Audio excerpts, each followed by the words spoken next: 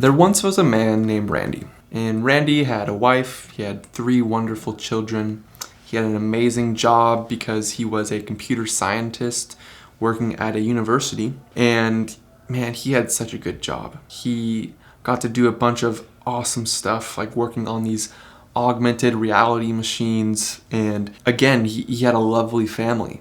Everyone loved him. He enjoyed his life. He didn't care about the small, minute details that we think about. Like, for example, there's a story where he and his niece and nephew were in the car. He got them ice cream. The ice cream they got, they spilled it on his car seats, and they were so afraid of what he was gonna think. But what really happened was that he didn't care. He didn't care whether the ice cream was spilled in the seat. He cared about the memories that he was making with his niece and nephew, and that they'd never forget the day that he just started laughing when they spilled ice cream on his car seats. He didn't believe in the idea that our physical items are so important to us that we should get so mad about things getting ruined. But the thing about Randy was that he got cancer.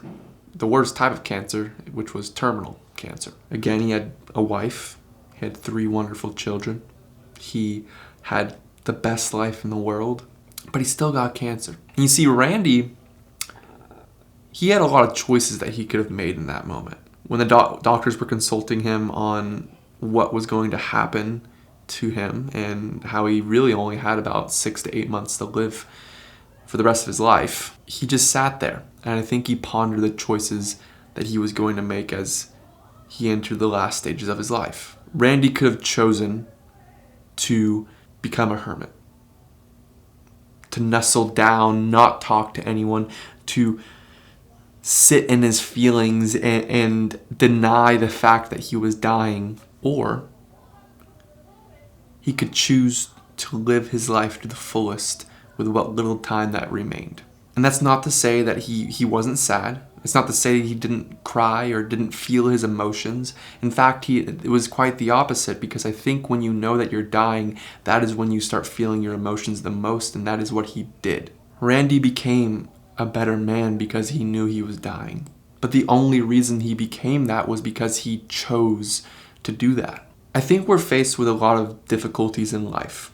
I think there are always 2 choices that we can make when faced with difficult decisions or difficult circumstances. We have the option of, number 1, believing that this thing has to define our attitude, our situation, our minds. We think that it has to in some way affect our entire life, and we won't be able to change anything about our situation because this certain thing happened.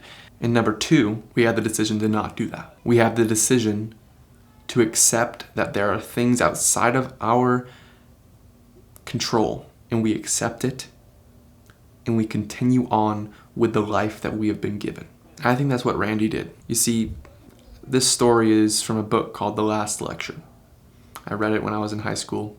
I've always remembered it because Randy chose to live his life to the fullest, even despite the fact that he knew that he had terminal cancer. And I think that it is a wonderful reminder to all of us that we may think that we are in the worst possible situation. We may think that everything is going wrong and everything is happening to us, but that is simply not true. We don't live our lives, we live the life that we focus on, in the words of Tony Robbins. I'm going to say that again. We don't live our lives, we live the life that we focus on.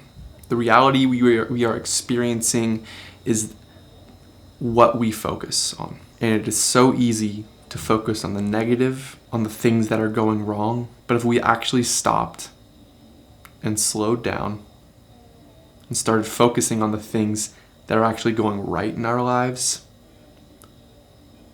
I think we'd be a lot better off. I don't know what your situation is. I only know what mine is. But there's always a better choice than staying in the negative and focusing on that. Anyway, this is day 2 of the series.